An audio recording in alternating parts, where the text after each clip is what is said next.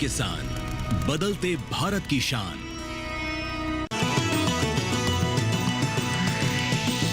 DD किसान, बदलते भारत की शान।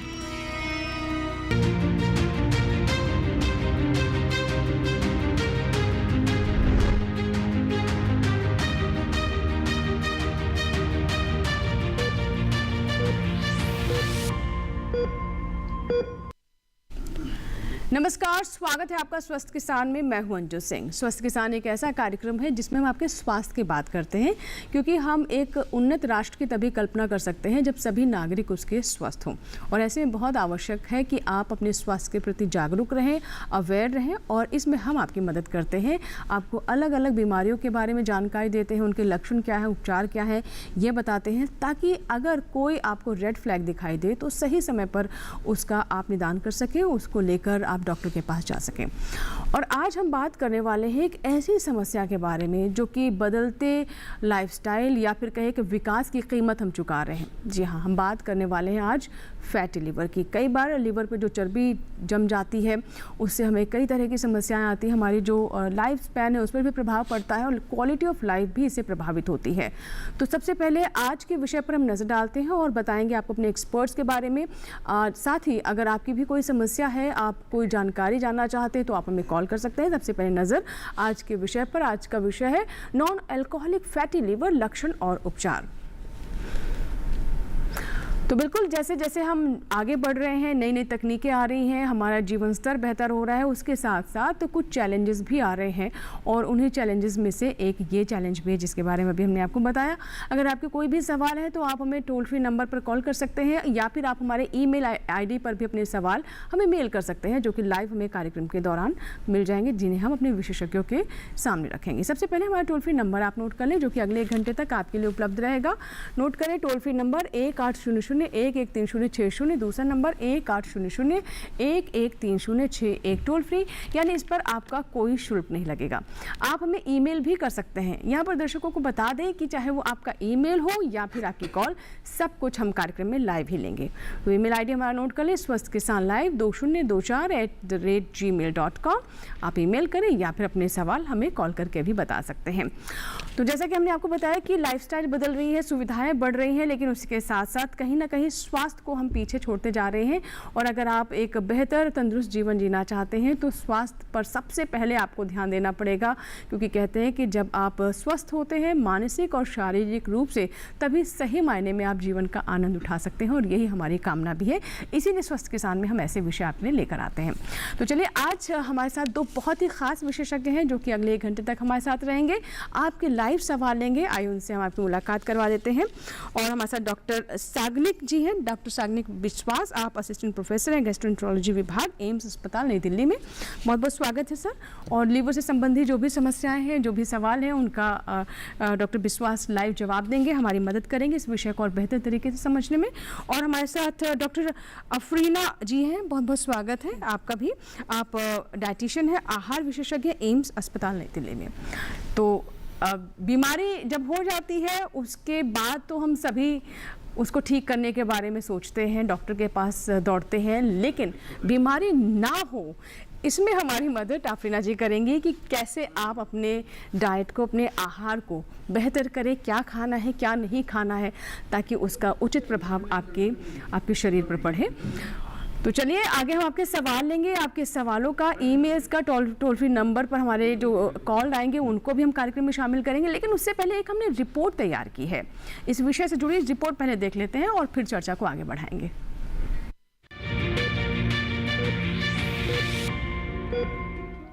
नमस्कार, मैं हूं भूमि। आज हम बात करेंगे एक ऐसी लीवर संबंधी समस्या की जो बहुत सामान्य होती जा रही है, पर ज्यादातर लोगों को इसके बारे में जानकारी नहीं होती। Non alcoholic fatty liver disease यानी NAFLD। बिल्कुल भूमि, NAFLD एक ऐसी स्थिति है जिसमें लीवर में वसा यानी फैट जमा हो जाती है, लेकिन इसका संबंध शराब के सेवन से नहीं होता। ये बीमारी उन लोगों में ज्यादा देखी जाती है जो अधिक वजन या मोटापे से ग्रस्त हैं। साथ ही पाश्चात्य जीवन शैली जैसे फास्ट फूड, कम शारीरिक गतिविधि भी इसके जोखिम को बढ़ा सकती है। भारत में इस बीमारी को लेकर अध्ययन अभी जारी है। नई दिल्ली स्थित एम्स के विशेषज्ञों की टीम यह जांच कर रही है कि भारतीय जीवन शैली में यह बीमारी किस हद तक फैल रही है। लेकिन इतना तो स्पष्ट है कि यह बीमारी अब एक गंभीर सार्वजनिक स्वास्थ्य समस्या बनती जा रही है। NAFLD की शुरुआत स्टेटोसिस से होती है, मतलब लीवर में केवल फैट जमा होता है। अगर इस वसा के साथ सूजन और घाव फाइब्रोसिस भी जुड़ जाएं, तो इसे नॉन अल्कोहलिक स्टीटोहेपेटाइटिस NASH कहा जाता है, यानी NASH NAFLD का गंभीर रूप। अगर समय रहते इसे न रोका जाए तो NASH fibrosis, cirrhosis, liver failure या लीवर कैंसर तक की स्थिति बन सकती है। इतना ही नहीं कृष, NAFLD से जूझ रहे लोगों में दिल की बीमारियों का खतरा भी सामान्य से अधिक होता है। वास्तव में ऐसे मरीजों के लिए हृदय रोग मृत्यु का सबसे बड़ा कारण बन जाता है, और अगर परिवार में पहले किसी सदस्य को ये बीमारी रही हो तो अन्य सदस्यों में भी इसके विकसित होने की संभावना बढ़ जाती है। NAFLD से पीड़ित ज्यादातर मरीजों में मेटाबॉलिक सिंड्रोम की एक या एक से अधिक विशेषताएं पाई जाती हैं, जैसे type 2 diabetes, high blood pressure, cholesterol की समस्या वगैरह। मुश्किल ये है, भूमि की इस बीमारी में अधिकतर मामलों में कोई लक्षण नहीं दिखते। हाँ, कुछ लोग पेट के ऊपरी दाहिने हिस्से में हल्की परेशानी या थकान की शिकायत जरूर करते हैं, लेकिन इन्हें अक्सर नजरअंदाज कर दिया जाता है। इसलिए जरूरत है जागरूकता और नियमित स्वास्थ्य जांच की। अगर समय पर इस स्थिति का पता चल जाए तो जीवन शैली में सुधार और सही परामर्श से इसे नियंत्रित किया जा सकता है। हमें उम्मीद है कि इस जानकारी ने आपको NAFLD के बारे में समझ बढ़ाने में मदद की होगी। ऐसी ही महत्वपूर्ण स्वास्थ्य जानकारियों के लिए हमारे साथ जुड़े रहिए। धन्यवाद।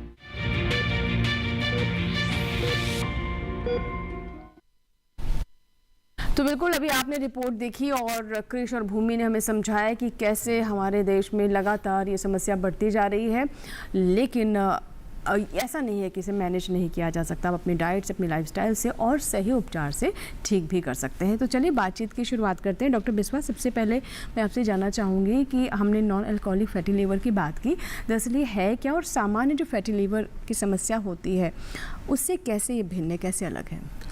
तो non alcoholic fatty liver disease को हम ऐसे सोच सकते हैं कि जब लिवर में फैट या चर्बी का मात्रा ज़्यादा हो जाता है तो लिवर उसका इस्तेमाल नहीं कर पाता। हमारे डे टू डे लाइफ में जो एक्टिविटीज़ है, हम जो काम करते हैं, उसमें ज़्यादातर फ़ैट यूज़ हो जाता है, और जब फैट की कमी होती है हम खाना खा लेते हैं और ऐसे ही काम चलता रहता है लिवर का कि जो हम खा रहे हैं वो यूज़ हो रहा है शरीर में और ज़्यादा बचता नहीं है। बट जब हम लोग फ़ैट ज़्यादा खाने लगते हैं या किसी बीमारी के तौर से वो फ़ैट लिवर में चर्बी के तौर से बन जाता है, तब लिवर को चोट पहुंचता है। जैसे हमने अभी AI वीडियो में देखा, लिवर में चोट पहुंच सकता है, उसमें घाव बन सकते हैं, उसको हम फैटी लिवर डिजीज़ बोलते हैं। जी। और सबसे इम्पॉर्टेंट चीज़ ये है कि ये फैटी लिवर डिजीज़ जो पहले के ज़माने में हम सोचते थे कि सिर्फ शराब पीने की वजह से होता है, वो नहीं है। फैटी लिवर डिजीज़ सबसे ज़्यादा जो हम देखते हैं कि गलत लाइफस्टाइल या गलत खाना खाने की वजह से ज़्यादा फैट लिवर में बन जाता है। जी डॉक्टर अफरीना, मैं आपसे जानना चाहूँगी कि जैसे डॉक्टर विश्वास ने कहा कि गलत लाइफस्टाइल, गलत खाना खाने से बन जाता है, और क्योंकि मुझे लगता है कि पहले के समय में इतने हमारे पास ऑप्शंस भी नहीं थे, लिमिटेड फूड ऑप्शंस हुआ करते थे, लेकिन आप जैसे जैसे देख रहे हैं कि प्रोसेस्ड फूड और 24 आवर्स आपके लिए फूड सर्विस अवेलेबल, अगर आप घर में नहीं भी पका रहे हैं तब भी। तो ऐसे में ये जो बदलाव आया है, इससे हमारे हेल्थ पर, हमारे लीवर पर किस तरह का नुकसान हो रहा है? ओके, सो फैटी लिवर डिजीज़ जो है वो बेसिकली एक लाइफस्टाइल डिजीज़ है जो कि मोस्टली सीडेंट्री लाइफस्टाइल से होती हैं। जो लोग एक्सरसाइज या खान पान अपना सही नहीं रखते हैं उनमें फैटी लीवर देखा जाता है, क्योंकि जो हमारा non alcoholic fatty liver disease है वो शराब ना पीने वाले लोगों में पाया जाता है जी। सो इस केस में हमें ये ध्यान रखना है कि हमारा जो खाना है, क्योंकि आजकल देखा जाता है कि बहुत लोग वेस्टर्न कल्चर को अपनाते हैं और सीडेंट्री लाइफस्टाइल जीते हैं। जी। वेस्टर्न में हम लोग जितना भूख हमें होता है हम उससे ज़्यादा खाना खाते हैं। सो इस केस में जो भी हमारा एक्स्ट्रा फैट है वो लीवर में जाके और लीवर के सेल्स में जाके एक्यूमुलेट हो जाता है, मतलब जमा हो जाता है। तो इस केस में हमें ये ध्यान रखना है कि हम अपना आहार सही रखें, एक बैलेंस डाइट लें और अपने डे टू डे लाइफ में एक्सरसाइज को बहुत ज़्यादा महत्वपूर्ण माना जाता है। जी बिल्कुल। तो एक्सरसाइज यानी अगर आपका लगातार बैठने का काम है तो एक्सरसाइज करना बहुत ज़रूरी है। अगर आप 8-8 घंटे से कुर्सी पर बैठे रहते हैं तो आप ये मान के चले कि आपको स्वास्थ्य संबंधी समस्या होगी अगर आप अपने आहार पर या फिर व्यायाम पर ध्यान नहीं देते हैं। अब मैं डॉक्टर बिस्वा आपसे जानना चाहूँगी कि इसे एक तरह से साइलेंट बीमारी भी कहते हैं, और कई बार होता है कि किसी और चीज़ के लिए आपने अल्ट्रासाउंड कराया और पता चला कि आपको फैटी लिवर है या फिर इतने आगे स्टेज तक पहुँच गया है। क्या कोई सामान्य लक्षण होते हैं सिर्फ इसके कि हाँ आपका बल्ज हो रहा है थोड़ा पेट या फिर एसिडिटी हो रही है? कोई ऐसे सामान्य लक्षण होते हैं जिन्हें हम अलार्मिंग समझे, जिनसे हमें एक संकेत मिले कि कुछ गड़बड़ तो है? तो ये बात तो बहुत सही है कि आज के ज़माने में फैटी लिवर डिजीज़ को साइलेंट बीमारी, इतना कि एपिडेमिक बोला जा रहा है। जैसे अभी कुछ साल पहले कोरोना का एपिडेमिक हुआ था जिसमें बहुत सारे पेशेंट्स को ये बीमारी हुई थी। फैटी लिवर डिजीज़ भी वैसे समाज में फैल रहा है, लेकिन उसका कोई बहुत ज़्यादा लक्षण, जब अर्ली स्टेज में बीमारी होते हैं उसके बहुत ज़्यादा कुछ लक्षण नहीं होते। मान लीजिए आपका वजन बढ़ गया 2 या 3 किलो, वो हम उतना ध्यान नहीं देते अपनी दैनंदिन ज़िंदगी में जो काम कर रहे हैं उसमें। थोड़ा सा भारीपन हल्का सा महसूस हुआ, थोड़ा सा थकान महसूस हुआ, हम इसको ज़्यादा अहमियत नहीं देते ज़िंदगी में।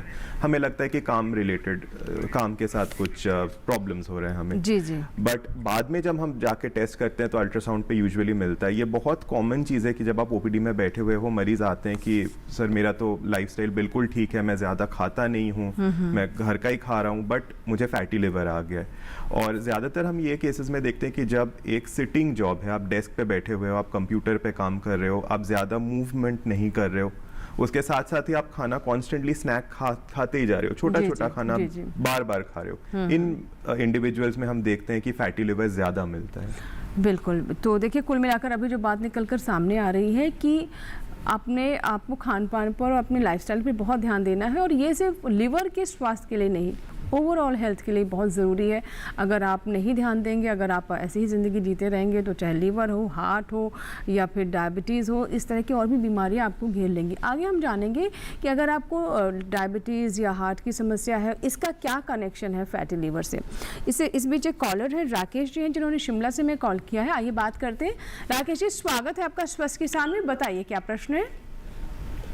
सर मेरा एक प्रश्न है, जैसे कि अगर किसी का जो लिवर खराब होता है तो उसके लिए हमें क्या सावधानी रखनी, और दूसरी बात मेरा ये है कि अपने जो लिवर को स्वस्थ करने के लिए हमें क्या क्या प्रयोग करना चाहिए ताकि जो हमारा जो लिवर है बिल्कुल स्वस्थ रहे और हमें आसानी से अच्छी जिंदगी मिले, और जो कुछ जो नशे नहीं करते हैं कई बार उनकी भी जो लिवर में प्रॉब्लम आ जाती है। बिल्कुल राकेश जी, यही हमारा विषय भी है कि जो लोग ऐसे पदार्थों का सेवन नहीं करते हैं उनके भी लिवर पर प्रभाव पड़ सकते हैं। और जैसा कि आपने कहा कि कैसे अच्छा लाइफस्टाइल या फिर भोजन आप ले सकते हैं, तो कार्यक्रम आप देखते रहें, इसी पर हम बात करेंगे। सिर्फ जैसे इनका एक और सवाल था कि लिवर जब खराब हो जाए, अब यहाँ पर मैं जानना चाहूँगी कि खराब होने की स्टेजेस क्या है, किसे कहेंगे कि हाँ लिवर अब खराब हो गया है? तो फैटी लिवर डिजीज़ में क्या होता है कि बीमारी बहुत इनिशियल स्टेज में बहुत धीरे धीरे बढ़ती है। आप मान लीजिए कि एक स्टेज से दूसरे स्टेज जाने में 7 से 10 साल लग जाते हैं, जिसके चलते बहुत पेशेंट्स इसको नेग्लेक्ट भी कर देते हैं कि अच्छा मेरा अल्ट्रासाउंड में फैटी लिवर था बट मुझे तो कोई लक्षण नहीं है, तो इसका शायद उतना मेरे ज़िंदगी पे असर नहीं आएगा। बट जब ये बीमारी बढ़ जाती है, इससे आपको लिवर में सिरोसिस हो सकता है, जिसका मतलब है कि आपके पेट में पानी बन सकता है, इसके लिए आपको पीलिया हो सकता है, आपके गले में नसें सूज के वहां से इतना कि ब्लीडिंग तक भी हो सकता है। और सबसे ज्यादा जो हमें डॉक्टर होकर डर लगता है जिस चीज से, कि लिवर कैंसर भी बन सकता है, जो कि फैटी लिवर कैंसर तक जा सकता है। बिल्कुल। और अभी अगर जो आप रीसेंट डेटा देखें तो वर्ल्ड में कैंसर के लिस्ट में 5 नंबर पे लिवर कैंसर आता है, और लिवर कैंसर के ट्रीटमेंट्स अभी भी ऑप्शंस बहुत लिमिटेड है, क्योंकि जब ये पेशेंट्स आपके पास आते हैं वो ज्यादातर एडवांस्ड कैंसर के स्टेज में आते हैं, जिसमें हम ज्यादा कुछ कर नहीं पाते हैं उनके लिए, जबकि ये बहुत इजीली करेक्टेबल चीज है। आप अपने लाइफस्टाइल सुधार के इसका ज्यादातर ट्रीटमेंट कर सकते हैं। जी। नंद स्वरूप मिश्रा जी हैं, जिन्होंने हमें उत्तर प्रदेश के बाराबंकी से कॉल किया है। आइए उनका हम सवाल ले लेते हैं। नंद स्वरूप जी, स्वागत है आपका स्वस्थ किसान में। बताएं क्या प्रश्न है? हाँ नमस्कार सर, मेरा नाम नंद स्वरूप मिश्रा है। मैं जानना ये चाहता हूँ कि खराबी के जो लक्षण होते हैं, जैसे भूख न लगना, नंद स्वरूप जी, आपकी आवाज ब्रेक हो रही है। नंद स्वरूप जी, आप मुझे सुन पा रहे हैं क्या? अक्सर दर्द होना और शरीर में खुजलाना और क्या क्या रहना। नंद स्वरूप जी, क्या आप मुझे सुन पा रहे हैं? जी मैडम, आपकी आवाज आ रही है। अच्छा, एक बार फिर से सवाल दोहरा दीजिए, आपकी आवाज ब्रेक हो रही थी, हम सुन नहीं पाए आपका सवाल ठीक से। जानना ये चाहता लीवर में ये खराबी के जो लक्षण होते हैं, जिसमें भूख ना लगना, पेट में दर्द, पेट में सूजन होना, वजन का कम हो जाना, पैरों में सूजन, बुखार, थकान महसूस करना, आँख नाखून का पता, आंखों का खोलना, शरीर में चिपके रहना, इसके अलावा आंखों के लक्षण किस प्रकार से सचेत रहते। जी जी, हमारे बहुत ही जागरूक ये दर्शक हैं, अक्सर ये कॉल करते हैं। ठीक है नंद स्वरूप जी, आपने बहुत अच्छा प्रश्न पूछा है। सर, ये जो बता रहे हैं लक्षण, क्या ये लिवर की समस्या से जुड़े लक्षण हैं? बिल्कुल, उन्होंने जो सारे लक्षण बताए ये सारे लिवर की बीमारियों में, जैसे उन्होंने बताया भूख न लगना, दर्द होना, नाखूनों के बारे में भी कुछ कहा, रूखापन शरीर में फील होना। लिवर की बीमारी बहुत ज्यादा बढ़ जाती है तब हम लोग देखते हैं कि शरीर में सिर्फ प्रोटीन की कमी नहीं, इसमें जो हम खाना खा रहे हैं वो ठीक से ना अब्जॉर्ब होने के कारण न्यूट्रिएंट की भी कमी हो सकती है, जिसमें नाखून रूखे हो जाते हैं, वो टूट सकते हैं, नाखून के कलर भी सफेद जैसे हो सकते हैं, जैसे इन्होंने बोला पैर में सूजन, वजन कम होना, ये सारे लिवर के लक्षण हो सकते हैं। बिल्कुल। आफरीना जी, मैं आपके पास आना चाहूँगी, जैसे कि हमने बहुत ज़्यादा हम इस पर जोर दे रहे हैं कि आपकी जो डाइट है, आपकी जो फूड हैबिट है, खान पान की जो आदतें हैं, वो आपकी बहुत ठीक होनी चाहिए। पहले तो हम यहीं से बात करते हैं कि कैसा हमारा आहार होना चाहिए। हम फिर बाद में आएंगे कि अगर किसी को फैटी लिवर हो गया है, कौन सी स्टेज का हो गया, तब कैसा आहार हो, क्या करना होगा। लेकिन शुरुआत यहाँ से करते हैं, एक सामान्य व्यक्ति को एक सामान्य स्वस्थ जीवन जीने के लिए किस तरह का आहार लेना चाहिए? जी, स्वस्थ आहार की मैं बात करूं अगर नॉर्मल अपनी जीवन शैली में, जो स्वस्थ आहार है उसकी डेफिनेशन ये है कि आप एक बैलेंस डाइट लें, जिसमें आपके 4 चीज़ें हैं जो कि हैं, फर्स्ट हैं आपका कार्बोहाइड्रेट्स, प्रोटीन, गुड फैट्स, आपके फाइबर्स और सही और संपूर्ण मात्रा में पानी।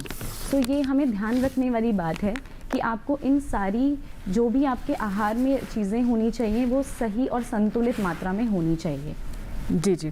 मनोहर एक दर्शक है जिन्होंने रतलाम से मैं कॉल किया है, आइए इनका भी सवाल ले लेते हैं। मनोहर जी, स्वागत है स्वस्थ किसान में, बताइए क्या प्रश्न है? जी सर, मीठा तेल खाने से जीवन की क्या असर रहता है, कितना खाना चाहिए? मीठा ये तेल लेता है ना सर, क्या एक बार फिर से बताइए? तेल अच्छा, तेल ठीक है। तेल कितना खाना चाहिए सर? आफरीना जी। हाँ जी, नाफल के केस में, नॉन अल्कोहलिक फैटी लिवर के केस में जो एक तेल की मात्रा है, और पहली बात कि तेल आपको कौन सा यूज़ करना है, क्योंकि नाफल में जो सैचुरेटेड फैटी एसिड्स हैं और जो कि रूम टेम्परेचर पे, मतलब नॉर्मल एनवायरनमेंट में सॉलिड फॉर्म में होते हैं, उसको अवॉइड करना है। जैसे आपका घी है, मक्खन है, इन चीज़ों को अवॉइड करना ज़रूरी है। और आपका जो तेल है जिसमें आता है सरसों का तेल, सूरजमुखी का तेल और राइस ब्रान तेल, ये और इस तरह के तेल आप अपने आहार में यूज़ करना है। और जो तेल का मैं अगर एक एवरेज मान के चलूं, कितने ml एक दिन में एक व्यक्ति को लेना चाहिए? एक दिन की बात ना करके अगर हम एक महीने की बात करें तो एक व्यक्ति के लिए 500 ml तक तेल हम सलाह देते हैं एक व्यक्ति के लिए, मतलब ज़्यादा। जी सर, आप भी कुछ कहना चाहते हैं इस पर? जो ऑयल यूज़ है ये अभी एक बहुत इंपॉर्टेंट क्वेश्चन हो गया, पर्टिकुलरली हमारे देश के कॉन्टेक्स्ट में, क्योंकि एक तो हमारे बहुत बोझ भी है इसका। बिल्कुल। हाँ। और अभी जो हुआ है कि जिंदगी इतना फास्ट हो गई है कि हम लोग घर का नहीं खाते हैं, हम बाहर का ज्यादा खाते हैं। बहुत इंपॉर्टेंट है कि जो तेल आप इस्तेमाल कर रहे हैं खाना में, उसको रीहीट मत कीजिए। मतलब तेल को फिर से गर्म करना ये गलत बात है। आप जितना तेल में ज्यादा गर्म करते हैं बार बार खाना बनाने के लिए, वो गलत तरीके का फैट बन जाता है उसमें, और वो शरीर को ज्यादा नुकसान पहुंचाता है। तो तेल का चॉइस, तेल का जो क्वांटिटी है, जितना परिमाण आप यूज करें, उसके साथ साथ भी इम्पोर्टेंट है कि बार बार उसको ना इस्तेमाल करें। बिल्कुल। और सर एक चीज़ हमने ये भी देखा कि जो हमारे जिस तरीके की जो पाक शैली है उसमें हम ऑयल को, तेल को बहुत ज़्यादा हीट करते हैं, तो क्या वो भी अवॉइड करना चाहिए मैम? बिल्कुल, तेल को बार बार हीट करने से तेल नुकसानदायक होता है। तो जो भी तेल है आपका, कोशिश कीजिए कि आप डीप फ्राई फूड ना खाएं। बार बार एक ही तेल में पकौड़े या किसी भी तरीके का कोई भी ऐसा खाना जो आप बार बार फ्राई करते हैं, वो नुकसानदायक होता है। चलिए, इसी के साथ ही हमारे लिए यहाँ पर वक्त हुआ एक छोटे से ब्रेक का, और ब्रेक के बाद जब वापस आएंगे तो हम बात करेंगे ट्रीटमेंट के ऊपर भी, कि अगर नुकसान हो ही जाता है लिवर को तो उसमें किस किस तरह के ट्रीटमेंट्स है, किस स्तर तक हमारा देश इस दिशा में आगे बढ़ चुका है, मेडिकल साइंस कितना एडवांस हो चुका है और क्या नया इस क्षेत्र में किया जा रहा है। फिलहाल छोटा सा ब्रेक हम लेंगे, कहीं मत जाएगा, देखते रहें स्वस्थ के साथ।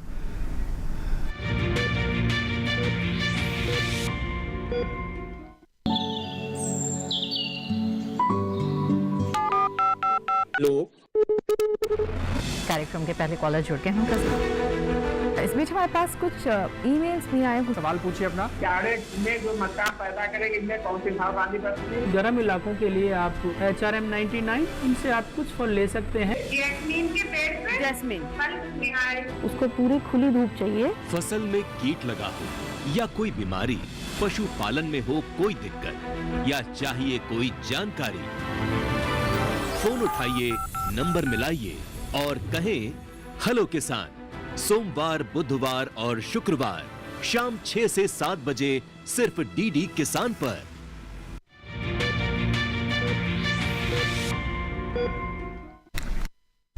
ब्रेक के बाद एक बार फिर आपका स्वागत है। आप देख रहे हैं स्वस्थ किसान और आज हम बात कर रहे हैं नॉन एल्कोहलिक फैटी लिवर पर। और ब्रेक से पहले हमने जाना कि क्या क्या इसके कॉज हैं, कैसे कैसे हो सकता है।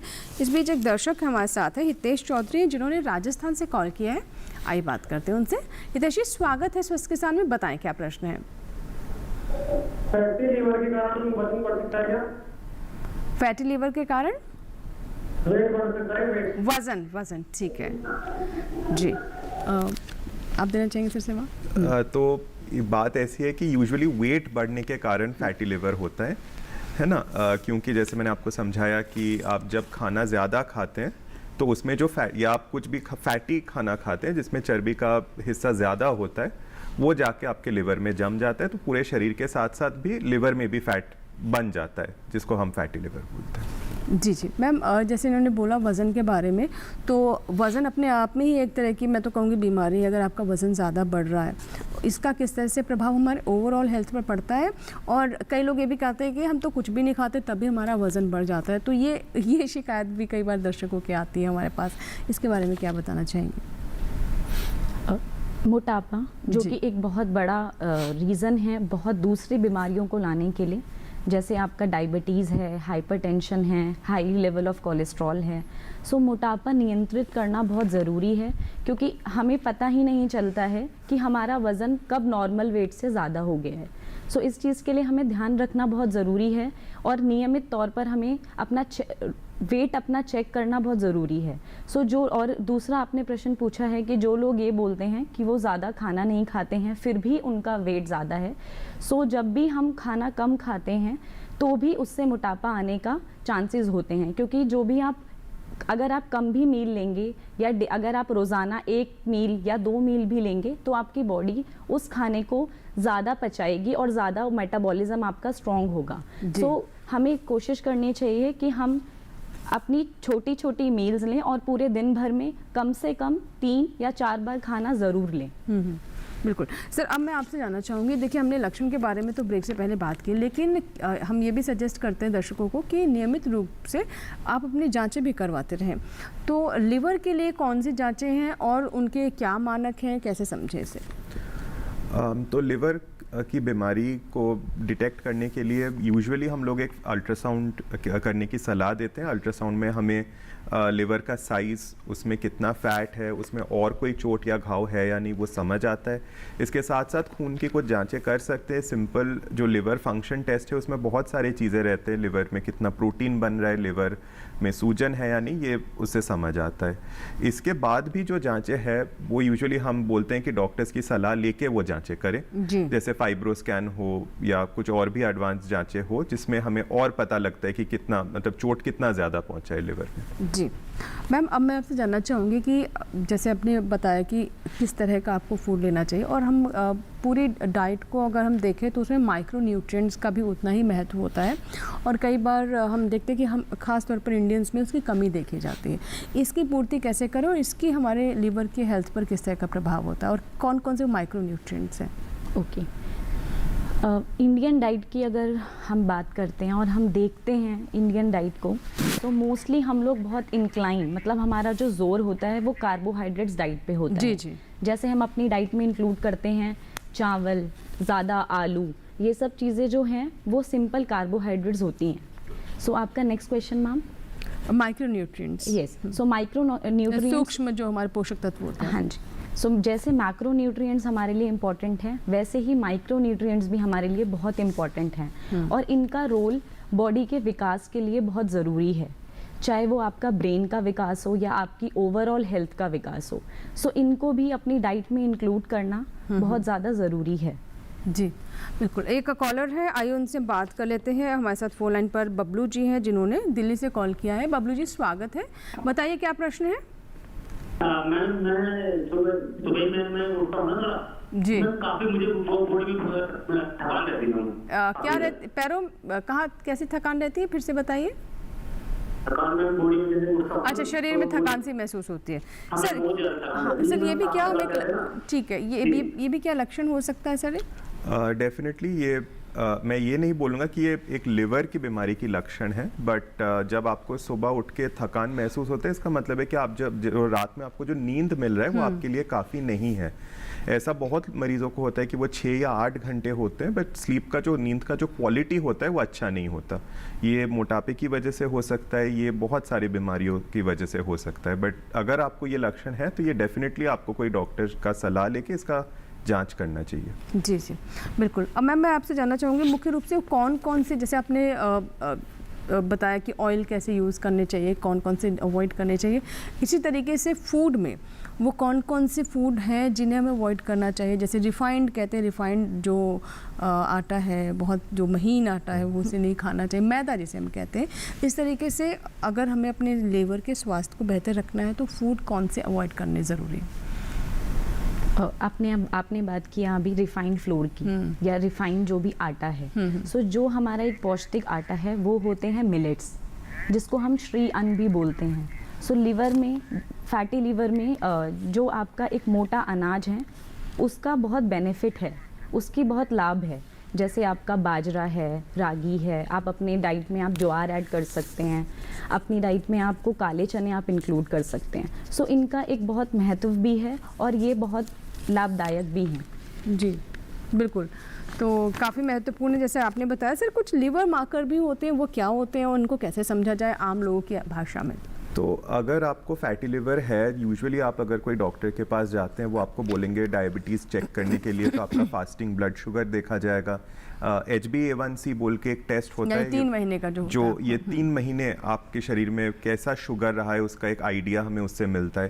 कभी कभी हम बोलते हैं लिपिड प्रोफाइल करें कि शरीर में जो फैट है उसके भी जो हिस्से होते हैं वो किस प्रकार के हैं। कुछ फैट होते हैं जो हमारे शरीर के लिए लाभदायक होते हैं, जी। उसका ज्यादा होना अच्छी बात है, वैराज कुछ फैट्स खराब होते हैं, उसका जितना कम रखे उतना ही बेटर है। तो ये हमारे शरीर में कितना अच्छा कितना बुरा है ये समझने के लिए हेल्प होता है। इसके साथ साथ कभी कभी हम फास्टिंग इंसुलिन लेवल बोलते हैं, क्योंकि इंसुलिन हमारे शरीर में ये फैट यूज अप होने में मदद करता है जी। और लगभग इसी से ही हम एस्टिमेट करते हैं। अब सर हम आते हैं कि उपचार के ऊपर। अब हमने समस्याओं के बारे, अपने कैंसर तक बताया कि आपको लिवर कैंसर हो सकता है, सोरोसिस हो सकता है, और भी कॉम्प्लेक्स सिचुएशंस हो सकती हैं। लेकिन अब हम ट्रीटमेंट पर आए तो सबसे पहले तो यही सवाल कि कुछ तो बीमारियां ऐसी होती हैं कि सिर्फ आप उन्हें मैनेज कर सकते हैं, लाइफ लॉन्ग आपको मैनेज करना पड़ता है, वो ठीक नहीं होती है। अगर हम NAFLD की बात करें तो can it be cured completely, क्या पूरी तरीके से हम इसे ठीक कर सकते हैं, या फिर ये भी एक मैनेज करने वाली ही समस्या? नहीं, NAFLD ऐसी बीमारी है कि अगर ये अर्ली स्टेज में पकड़ा जाए, बीमारी ज़्यादा बढ़ने से पहले पकड़ा जाए, तो ये कम्प्लीटली ठीक हो सकती है जी। लेकिन इसमें एक चीज़ ध्यान रखना बहुत इम्पॉर्टेंट है कि हम जिस देश में हैं, इंडिया, या हम जहाँ से बिलोंग करते हैं, एशिया में लोगों का मोटापा होने का टेंडेंसी ज़्यादा रहता है। इसको हम जेनेटिक टेंडेंसी बोलते हैं कि जन्म से ही हमारे शरीर में ये जीन्स है जो हमें ऐसा बनाते हैं कि हमारे शरीर में फैट ज़्यादा बन जाए जी। तो बाकी दुनिया के जो दूसरे देश है उससे हमें ये डिफरेंस है कि हमें ज़्यादा सतर्क होना है, हमें एक्सरसाइज ज़्यादा करना है, हमें खाना पीना ठीक से करना है, अपने जैसा रखना है। हम उन्हें कॉपी करेंगे रादर देन, बिल्कुल कि रादर देन हम उनकी कॉपी करें, हम अपने आप को अच्छे से समझें और नेचुरली हमारी तरीके का जो न्यूट्रिशन डाइट है वो फॉलो करें। जी। लक्ष्मण जी एक दर्शक हैं जिन्होंने हमें मध्य प्रदेश से कॉल किया है। लक्ष्मण जी स्वागत है आपका स्वस्थ किसान में, बताइए क्या सवाल है? नमस्कार।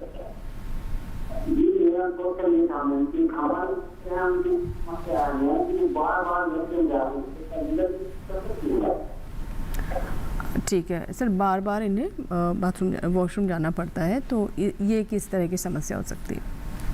लक्ष्मण जी, बार बार बाथरूम जाना साधारण तौर से आंतों की बीमारी होती है ना। ये इन्फेक्शन की वजह से हो सकता है। ये कभी कभी अगर आप कोई रूटीन दवा ले रहे हैं उसका साइड इफ़ेक्ट भी हो सकता है ना। इसके बहुत सारे कारण होते हैं जो हमें यूजुअली जांच करना पड़ता है। कभी कभी एंडोस्कोपी या कोलोनोस्कोपी के सहारे हमें पता लगता है। तो मैं आपको यही सलाह दूंगा कि आप किसी पास डॉक्टर को दिखाएं और उनकी सलाह मान के बाकी जाँच करवाएं। जी चलिए, इसी के साथ ही हम यहाँ पर एक और छोटा सा ब्रेक लेंगे। आप कहीं मत जाइएगा, देखते रहे स्वस्थ किसान। आज हम बात कर रहे हैं नॉन अल्कोहलिक फैटी लिवर के बारे में।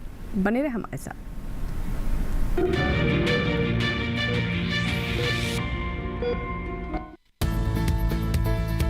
किस फसल की क्या है चाल,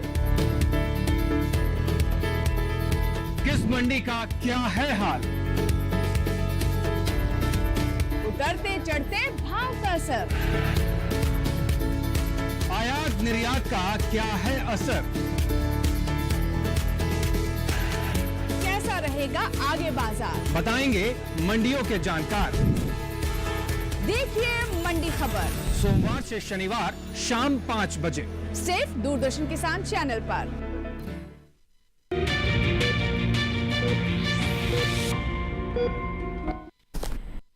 ब्रेक के बाद एक बार फिर आपका स्वागत है। आप देख रहे हैं स्वस्थ किसान। अगर आप अभी हमारे कार्यक्रम से अभी जुड़े हैं तो एक बार फिर से आपको बता दें कि आज हम बात कर रहे हैं नॉन अल्कोहलिक फैटी लिवर के बारे में। ब्रेक से पहले बहुत सारी जानकारी हमने आप तक पहुंचाई। इस बीच एक कॉलर है, पहले उनका सवाल ले लेते हैं, फिर चर्चा को आगे बढ़ाते हैं। डॉक्टर प्रदीप साहू हैं हमारे साथ फोन लाइन पर, भोपाल से इन्होंने हमें फ़ोन लगाया है। साहू साहब, स्वागत है आपका स्वस्थ किसान में। बताइए क्या प्रश्न है? जी good evening everyone. Good evening sir. हाँ डॉक्टर, ये बताइए कि ओबेसिटी 2 प्रकार की होती है। एक तो होती है इनहेरिटेड ओबेसिटी और दूसरी होती है एक्वायर्ड ओबेसिटी, जो मतलब लाइफ स्टाइल डिसऑर्डर की वजह से होती है। तो ये बताइए कि जो नॉन अल्कोहलिक फैटी लिवर है, किस तरह की ओबेसिटी में ज्यादा होने के चांसेस होते हैं?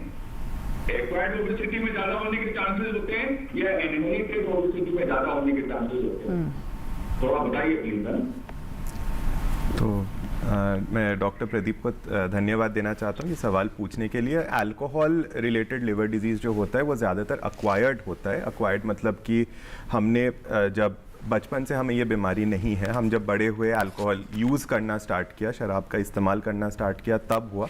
लेकिन इसके रिस्पेक्ट में मैं एक चीज़ बताना चाहता हूँ। इंग्लैंड में एक बहुत फेमस केस है जो कि जो सारे मरीज़ जो अल्कोहल पीते हैं सबको अल्कोहल की वजह से लिवर की बीमारी नहीं होती है ना। तो उन्होंने कोर्ट में केस किया था कि मुझे ये जो बीमारी है वो शायद मेरे वजह से नहीं है, मेरे जेनेटिक वजह से हुआ है। और कुछ रिसर्च बाद में दिखाया कि कुछ इंडिविजुअल्स को ये अल्कोहलिक मतलब शराब से लिवर की बीमारी होने का जेनेटिक टेंडेंसी भी रहता है। तो ज़्यादातर केसेस में ये अक्वायर्ड है, लेकिन कुछ मरीजों के लिए एक जेनेटिक टेंडेंसी भी रहता है कि उन्हें अल्कोहल पीने से जल्दी लिवर की बीमारी हो। जी जी।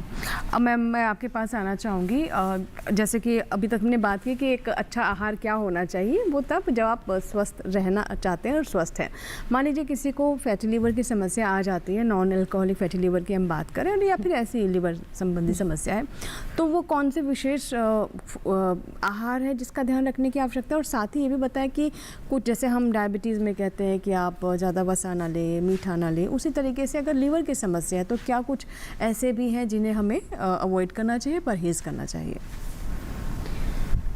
जब मरीज़ हमारे पास आते हैं ओपीडी में और हमने उनका डायग्नोज हो जाता है कि उनको फैटी लिवर है, तो सबसे पहले हम इस चीज़ पे ज़ोर डालते हैं कि वो क्या खाते हैं।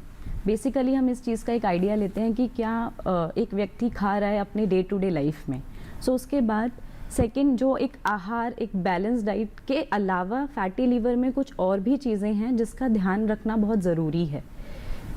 सो जैसे कि मोस्टली केसेस में देखा जाता है जिन लोगों को फैटी लिवर है वो ओबीज़ हैं या ओवरवेट हैं या उनका वज़न नॉर्मल वज़न से ज़्यादा है।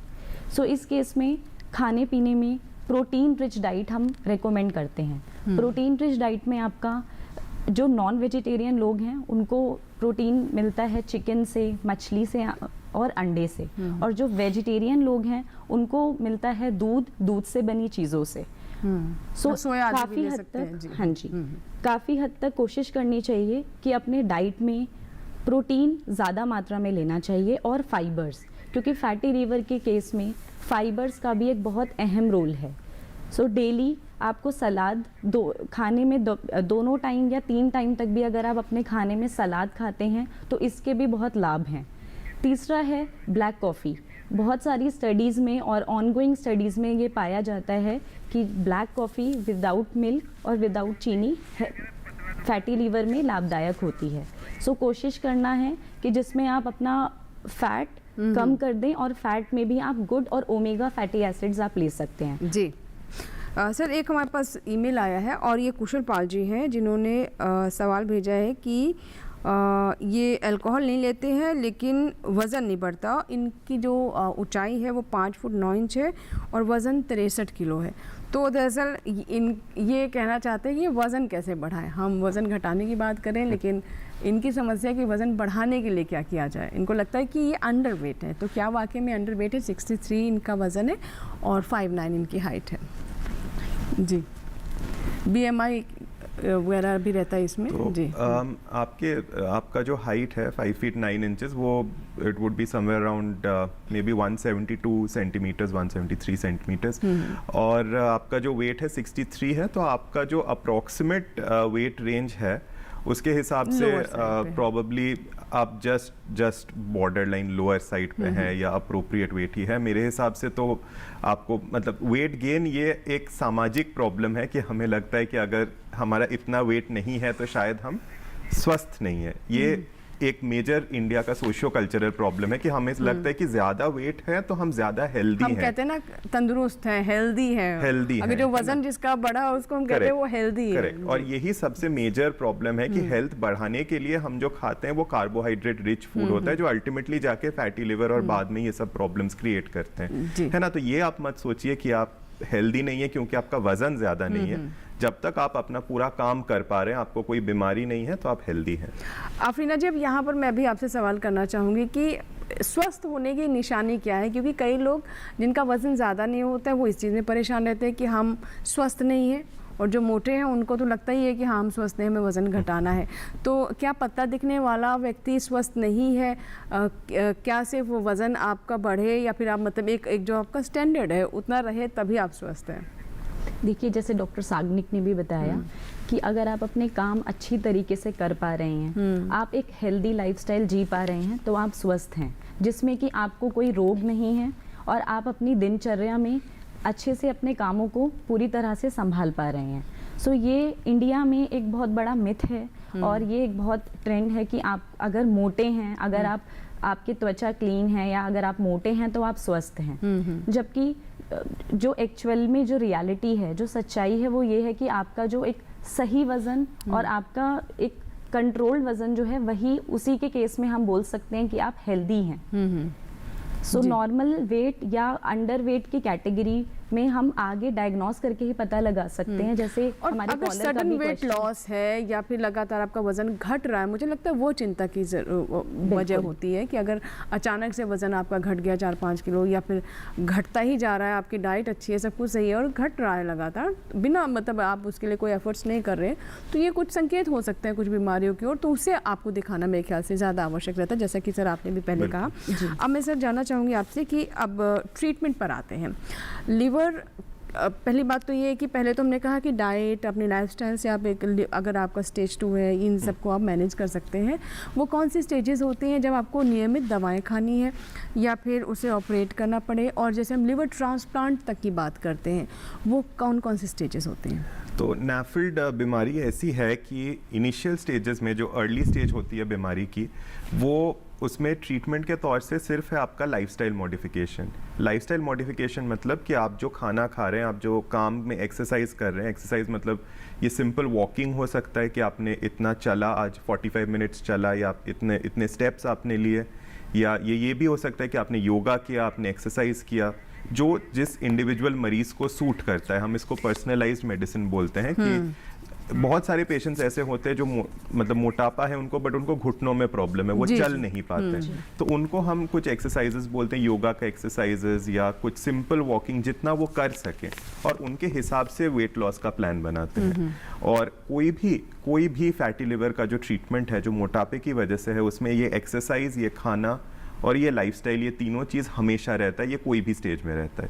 जब बीमारी थोड़ी बढ़ जाती है और हमें लगता है कि नहीं, ये शायद एक्सरसाइज करके उतना वेट लॉस नहीं कर पाएगा, हम यूजुअली टारगेट करते हैं कि एटलीस्ट 10% वेट कम हो। तो अगर आपका वेट 80 है, उसका 10% मतलब 8 किलो आपको कम करना है। बट बहुत सारे पेशेंट्स ये नहीं कर पाते, एक्सरसाइज करना मुश्किल है, लोग थक जाते हैं, शरीर में दर्द होता है, कुछ पेशेंट्स को वक्त नहीं मिलता।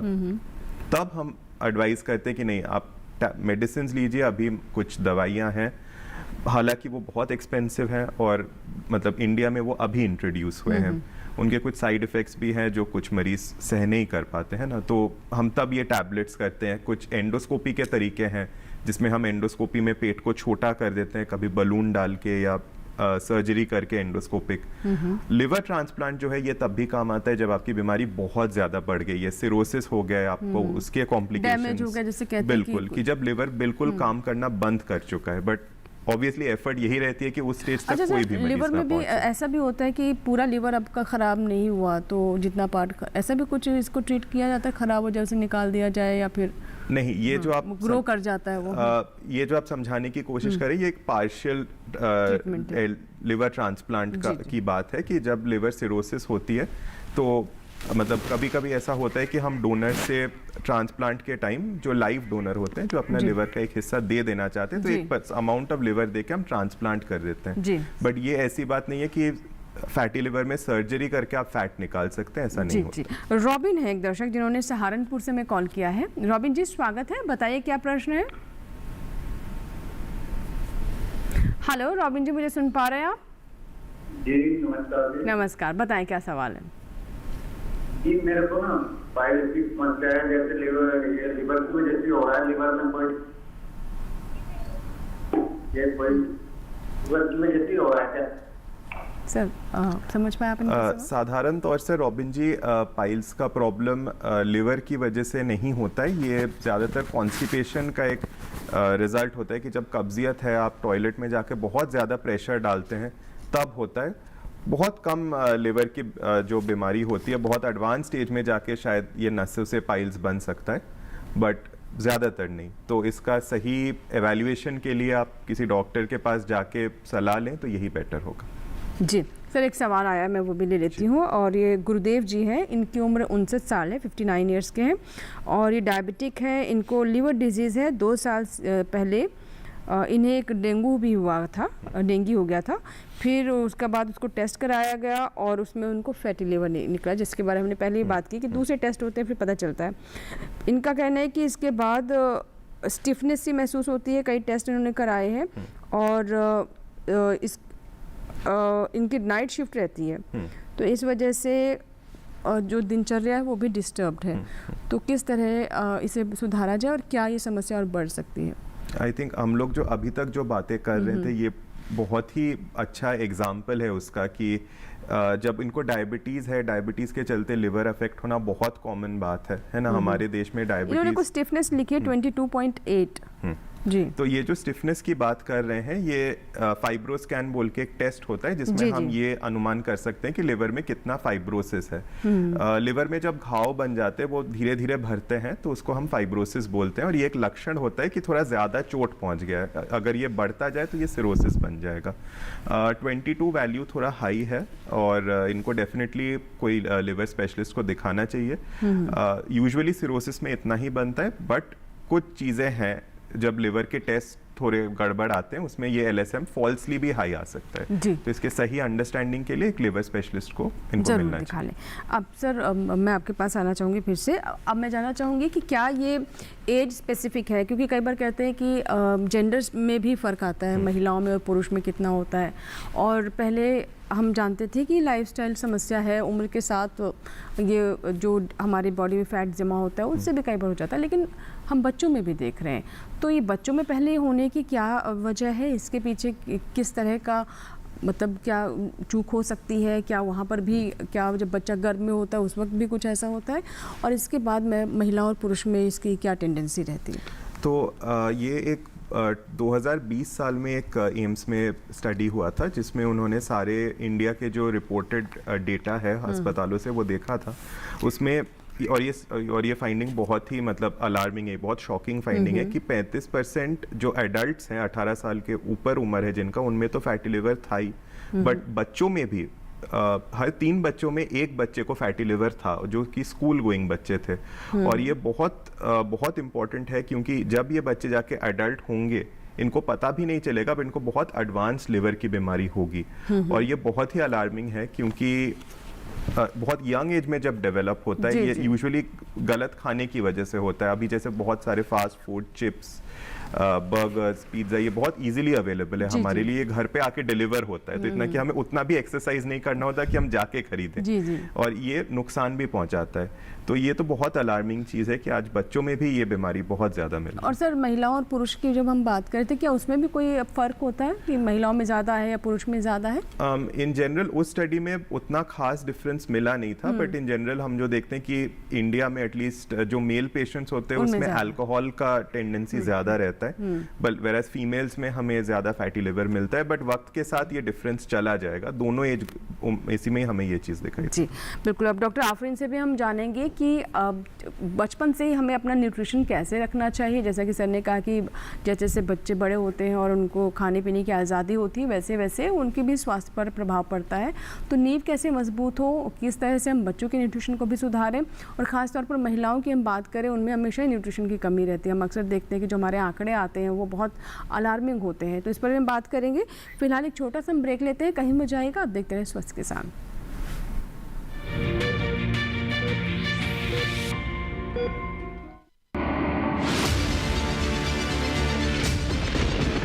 बारिश हो या हो तूफान, ओलावृष्टि या तापमान, या हो पर्यटक स्थलों का पूर्वानुमान, पाला हो या कोहरा हो, या हो वायु की गुणवत्ता,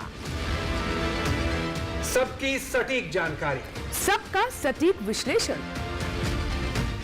देखिए हमारे साथ मौसम खबर में। मौसम खबर, देश के मौसम का सबसे तेज और सटीक विश्लेषण, रोजाना शाम 7:30 बजे डीडी किसान पर।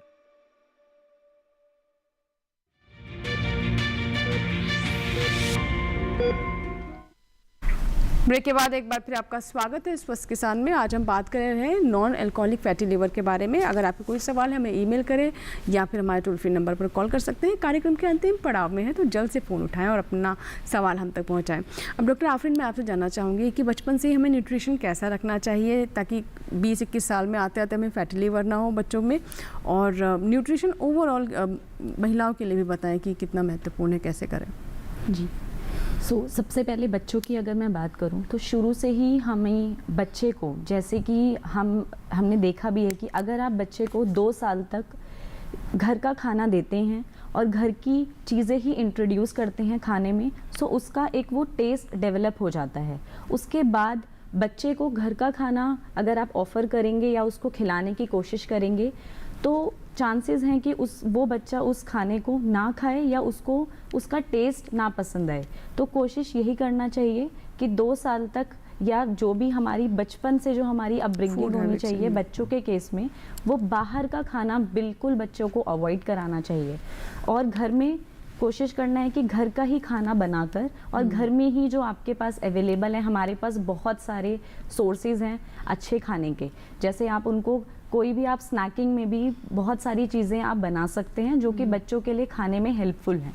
सो कोशिश बचपन से यही अगर आप रखेंगे कि उसका टेस्ट घर के खाने में तब्दील हो जाए, तो वो तभी होगा जब आप उसको बचपन से उस खाने में के लिए कहते हैं कि साल भर बच्चों को आप शुगर और सॉल्ट ना दें, तो ये बिल्कुल सही है? बिल्कुल बिल्कुल। बच्चे को साल भर नहीं, 6 साल तक कोई भी शुगर या शुगर की बनी चीज़ नहीं देनी चाहिए, जिसमें आपके रिफाइंड शुगर्स हैं, आपकी कैंडीज़ हैं, टॉफ़ीज़ हैं, ये सब बचपन से ही जो है बच्चे को अवॉइड कराना चाहिए।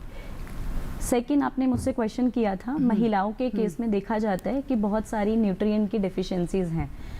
अगर मैं इंडिया की बात करूँ तो बहुत सारी जो हमारी महिलाएं हैं उनमें आयरन की डेफिशिएंसी देखने को मिलती है। आयरन की डेफिशिएंसी यूजुअली हमारे ब्लड में हीमोग्लोबिन नामक CBC में पाया जाता है, जिससे पता चलता है कि महिला में आयरन कितना कम है। यूजुअली जो इसकी रेंज है वो महिलाओं में 12 मिलीग्राम से ज़्यादा होनी चाहिए। अगर अब मैं आहार से रिलेटेड बात करूं कि आपको आयरन किस आहार में मिलता है, तो हमें महिलाओं के केस में काला चना जो कि एक बहुत अच्छा आयरन का स्रोत है वो इंक्लूड करना चाहिए। हरी पत्तेदार सब्जियां जिसमें अच्छी मात्रा में आयरन पाया जाता है। ये सारी जो भी खाने पीने की चीज़ें हैं कोशिश करनी चाहिए कि घर में, और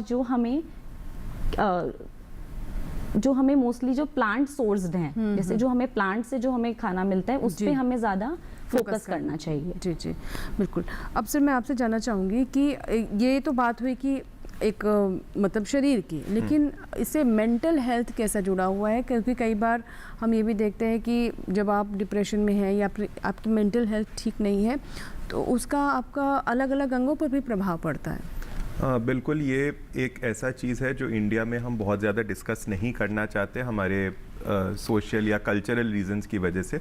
आज की डेट में पर्टिकुलरली जहाँ पे आपका लाइफ इतना फास्ट पेस्ड हो गया है, आपके ऊपर काम का इतना प्रेशर है, मेंटल हेल्थ के बारे में बात करना और डिस्कस करना बहुत ही इंपॉर्टेंट चीज़ है। और ये फैटी लिवर डिजीज़ के साथ बहुत रिलेटेड है क्योंकि ये दोनों तरीके से काम करता है। जैसे अगर आपको फैटी लिवर डिजीज़ है, आपका वेट ज़्यादा है, आप नहीं करना चाहेंगे एक्सरसाइज, आपका घर पे रहना, घर पे एक ही कमरे में रहना, बार बार एक ही चीज़ के बारे में सोचना, ये बहुत इंपॉर्टेंट, और ये मेंटल डिजीज़ हेल्थ में अफेक्ट करता है। जब एक इंसान डिप्रेस्ड हो जाता है या उसको एंग्जाइटी की बीमारी होती है, ये बहुत कॉमन है उन मरीज़ों में जिनको फैटी लिवर डिजीज़ है। फर्दर अगर आपको कोई पहले से ही एंग्जाइटी या डिप्रेशन की बीमारी है, आप घर पे ज़्यादा रहते हैं, आप लोगों के साथ मिक्स नहीं करते, बात नहीं करते, तो धीरे धीरे बिकॉज ऑफ डिक्रीज एक्सरसाइज आपको फैटी लिवर डिजीज डेवलप हो सकता है ना। तो दोनों का बहुत ही क्लोज कनेक्शन है और दोनों का एक साथ इलाज करना बहुत इंपॉर्टेंट। जी डॉक्टर आफरीन, आप जैसे कि मेंटल हेल्थ की बात की और हम ये भी जानते हैं कि एक्सरसाइज करना, वॉक करना, रनिंग करना, इसका सीधे संबंध है मेंटल हेल्थ से। कई बार लोग अगर डिप्रेस्ड फील करते हैं या फिर मेंटल हेल्थ ठीक नहीं होती तो उन्हें सजेस्ट किया जाता है कि आप एक्सरसाइज करें, क्योंकि ऐसे हार्मोन्स रिलीज होते हैं जो आपको दे मेक यू हैप्पी। तो किस तरह की एक्सरसाइज आमतौर पर किया जा सकता है? और एक्सरसाइज, डाइट की तो हमने बात की, एक्सरसाइज और मेंटल हेल्थ का किस तरह का संबंध? जी, मैं अगर एक्सरसाइज के कंटेक्स्ट में बात करूं तो WHO के अकॉर्डिंग हमें पर डे 60 मिनट्स तक एक्सरसाइज या कोई भी ब्रिस्क एक्टिविटी करनी चाहिए, जिसमें आपका इन्वॉल्व है नॉर्मल तेज़ वॉक, जॉगिंग या रस्सी कूदना। इस तरीके की एक्टिविटीज़ को आपको डेली अपनी डे टू डे लाइफ में एक्सरसाइज ज़रूर इन्वॉल्व करना चाहिए, क्योंकि नाफल के केस में भी देखा जाता है कि जो लोग सीडेंट्री लाइफस्टाइल फॉलो करते हैं, जिनका ज़्यादातर समय बैठने में जाता है या वो एक्सरसाइज नहीं करते हैं, उस केस में इसकी जो इंटेंसिटी है वो बढ़ती रहती है।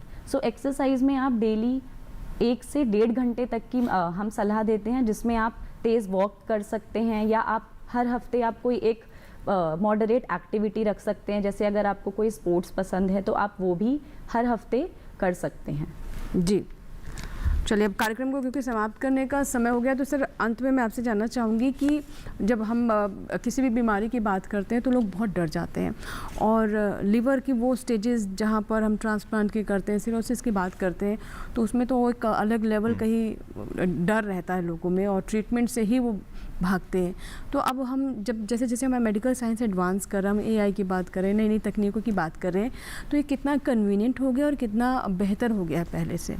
अगर आप ट्रीटमेंट के बारे में बात करें तो कुछ साल पहले तक हमारे पास बहुत कम दवाइयाँ थे जिससे हम सेफली वेट कम कर सकते थे या लिवर में ये जो फैट से चोट पहुंचता है इसको कम कर सकते थे। बट अभी ये दवाइयाँ धीरे धीरे अवेलेबल हो रही हैं।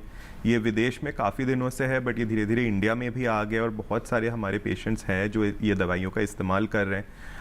पहले लिवर की फाइब्रोसिस जानने के लिए हमें लिवर की बायोप्सी करना पड़ता था, जिसमें हमें लिवर से टुकड़ा निकालना पड़ता था। बहुत मरीज़ों को वो पसंद नहीं था, उसके भी कुछ रिस्क्स हैं हालांकि वो कम है, फिर भी रिस्क है। बट अभी फाइब्रो स्कैन जो है ये अल्ट्रासाउंड की तरह होता है, जिसमें आप बाहर से बस स्किन के ऊपर टच करके आप बता सकते हो प्रोब से कि कितना फाइब्रोसिस है, सिरोसिस है या नहीं।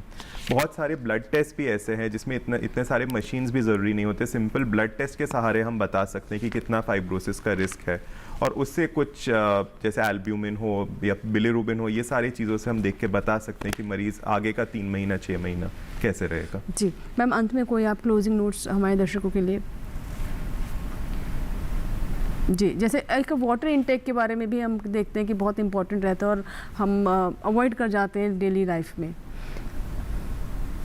वाटर या हाइड्रेशन की मैं बात करूं, सो हाइड्रेशन जो है वो बहुत ज़्यादा ज़रूरी है आपकी डे टू डे लाइफ में।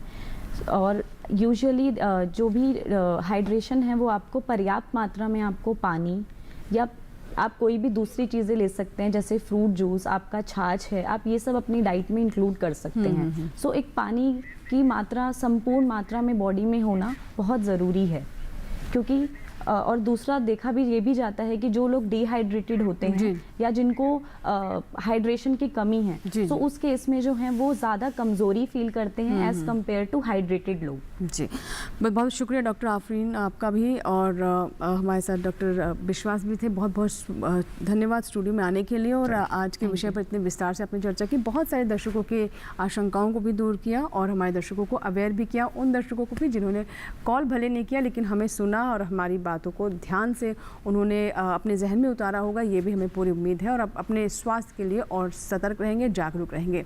इसी के साथ ही आज के स्वस्थ किसान में फिलहाल इतना ही, लेकिन चलते चलते आपको बता दें कि आपको अगर हमारा कार्यक्रम अच्छा लगा या फिर आपका अगर सुझाव है, आप चाहते हैं किसी और विषय पर भी हम स्वस्थ किसान लेकर आएँ, तो आप हमें ईमेल कर सकते हैं swasthkisanlive2024@gmail.com, swasthkisanlive2024@gmail.com।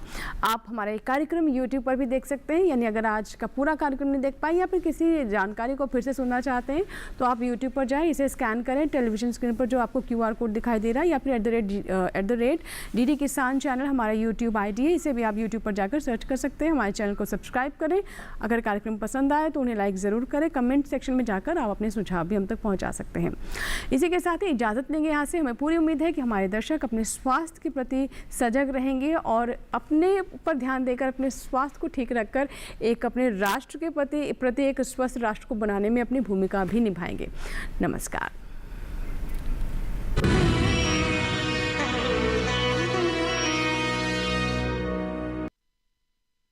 मन की बात है जन जन की, संघर्षों के कुछ किस्से, कहानी कुछ सफलताओं की।